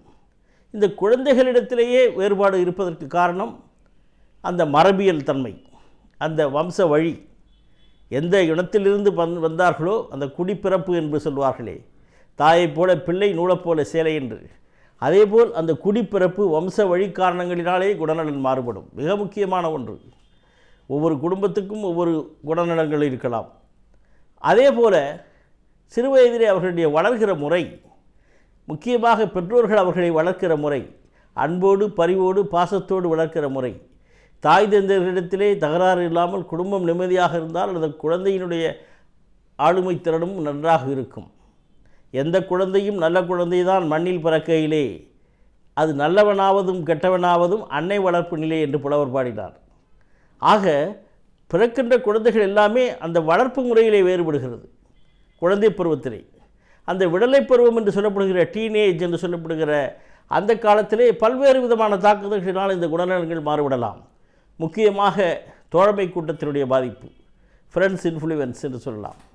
அவர்கள் பெற்றோர்கள் சொல்வதை கேட்பதை விட அவர்களுடைய நண்பர்கள் வட்டாரத்திலே அவர்களுக்கு எப்படி மதிப்பு இருக்க வேண்டும், நண்பர்கள் என்ன நினைப்பார்கள், நண்பர்களிடம் எப்படி பழகுவது, நண்பர்களுடைய குணநலன்கள் என்ன என்று அதை சார்ந்தே இருக்கும். அதைத்தான் ஒரு அருமையான பழமொழியிலே சொல்வார்கள், உன் நண்பன் யார் என்று சொல், நீ யார் என்று நான் சொல்கிறேன் என்று. ஒருவருடைய குணநலத்தை கணிக்க வேண்டுமானால் அவனுடைய நண்பனை கணித்தால் போதும், அவன் அப்படித்தான் இருப்பான். அந்த இனத்தோடு தான் சேரும். அந்த குணமுடையவர்கள் அந்த குணத்தோடு தான் சேருவார்கள். ஆக விடலை பருவத்திலேயே குணநலன்கள் மாறுவதற்கு பலவிதமான ஒரு காரணங்கள், சூழ்நிலைகள் இருக்கிறது. சூழ்நிலை காரணங்கள், அவனுடைய கல்வி அறிவு, அவனுடைய பள்ளிக்கூட சூழ்நிலை, கல்லூரி சூழ்நிலை, நண்பர்கள் பாதிப்பு, அவர்களுடைய பெற்றோர்களுடைய அரவணைப்பு, அவர்களுடைய ஆசிரியர்களுடைய கவனிப்பு, இவை எல்லாம் சேர்ந்து அவனை உருவாக்குகிறது. இந்த குழந்தைகளும் விடலை பருவத்தையும் சேர்ந்தவர்கள் நல்ல சுட்ட பக்குவப்படுத்தப்பட்ட களிமண் போன்றவர்கள். அது யார் கையிலே எப்படி கிடைக்கிறதோ அதற்கு தகுந்த மாதிரி அந்த உருவம் மாறும். அதே போல் ஒரு மனிதனுடைய குணநலன்களும் சூழ்நிலைக்கு ஏற்றவாறு மாறும். சூழ்நிலைக்கு ஏற்றவாறு தான் அவனுடைய குணமே ஆயும். மனம் தூய்மை, செய்வினை தூய்மை, இரண்டும் இனம் தூய்மை துவா வரும் என்றார் வள்ளுவர். ஒருவனுடைய மனதினுடைய தூய்மை, அவனுடைய மனதினுடைய செயல், செய்கின்ற தொழிலின் செயல் ஆகிய எல்லாமே அவனுடைய இனத்தை பொறுத்தது. ஆக இப்படிப்பட்ட ஒரு சூழ்நிலையிலே ஒருவனுடைய குணநலன் வளரும் பொழுது அந்த குணநலன்கள் அருமையாக இருப்பதற்கு காரணம் அவனுடைய சூழ்நிலையும் ஒரு முக்கியமாக காரணமாக அமைகிறது. ஒவ்வொருத்தருக்கும் ஒரு குணநலன் இருக்கலாம். சில பேர் இன்ட்ரோவர்ட் என்று சொல்லப்படுகிற ஒதுங்கியே வாழத் தெரிந்தவர்கள், யாருமிடம் பழகாதவர்கள், தனித்தே இருப்பவர்கள், யாரிடமும் அதிகம் பேசாமல் இருப்பார்கள், தான் உண்டு தன் வேலை உண்டு என்று இருப்பார்கள். இவர்களைத்தான் இன்ட்ரோவர்ட் என்று நிலாக கொடுப்பார்கள். எக்ஸ்ட்ராவர்ட் என்று சொல்வார்கள். எல்லோரிடமும் சோஷியலாக கலகலப்பாக பேசிக்கொள்வார்கள், எல்லாரையும் நட்பு போன்று இருப்பார்கள். அவர்கள் இல்லாவிட்டால் அந்த இடத்திலே ஒரு கலகலப்பு இருக்காது. அப்படிப்பட்டவர்களும் இருப்பார்கள். சில பேர் சந்தேக குணம் உடையவர்களாக இருப்பார்கள். சில பேர் ரொம்ப பர்ஃபெக்ஷனிஸ்டிக் ஆட்டிடியூட், எல்லாமே கரார் பேர் வழி, எதை இப்படித்தான் இருக்க வேண்டும், ஒரு நூலிலே அசைந்தால் கூட கோபம் வரும். அப்படிப்பட்ட பர்சனாலிட்டி, அப்படிப்பட்ட குணநலங்கள் இருப்பார்கள். சில பேர் எதிலையுமே ஒரு திருப்தி அடையாதவர்கள், மேலே மேலே மேலே மேலே என்று அவர்கள் மேலே உயர்ந்து கொண்டே போக வேண்டும் என்று நினைத்து கொண்டு மிக அழுகமாக இயற்கைக்கு எதிராக உழைத்து அவர்களுடைய உடலையும் உள்ளத்தையும் கெடுத்துக்கொள்ளுகிறவர்களாக இருப்பார்கள். சில பேர் குடும்ப சூழ்நிலை சரியில்லாது விட்டால், குடிகார தகப்பனாக இருந்தால், வளர்கின்ற சூழ்நிலை மிக மோசமான சூழ்நிலையாக இருந்தால், பள்ளிகளும் சரியாக படிக்காமல் போனால், அவன் தோழமை கூட்டமும் சரியில்லாமல் இருந்தால், அவனுடைய இளமையிலேயே அவனுடைய குணநலன் மாறிவிடுகிறது. இதைத்தான் நடத்தை கோளாறு என்று சொல்கிறோம், காண்டக்ட் டிசார்டர் என்று சொல்கிறோம். இதுவே 18 வயதுக்கு மேற்பட்டால் ஆன்டி சோஷியல் பர்சனாலிட்டி என்று சொல்கிறோம். அதாவது சமூக நலக்கேடர்கள், குணநலக்கேடர்கள் என்றே சொல்லலாம். எல்லாமே ஒரு கெட்ட எண்ணமுடையவர்கள், சூதுவாதி மிக்கவர்கள், கடும் சொற்களுடையவர்கள், குற்றம் புரிபவர்கள். இப்படி குணநலன்களினால் அவர்களுடைய பிற்கால வாழ்க்கை பாதிக்கப்படும் என்பதை உணர்ந்து, குணநலன் அமைவதற்கு குடும்பம் முக்கியம், சூழ்நிலை முக்கியம், அவர்களுடைய வம்ச வழி முக்கியம், அவர்கள் பழகுகின்ற நண்பர்கள் முக்கியம், அவர்கள் படிக்கிற பள்ளி முக்கியம். இவை எல்லாம் முக்கியம் என்பதை உணர்ந்து கொண்டு ஒரு குழந்தையை நல்ல குணமுடையவனாக வளர்க்க வேண்டியது நம்ம எல்லோருடைய கடமையாகிறது.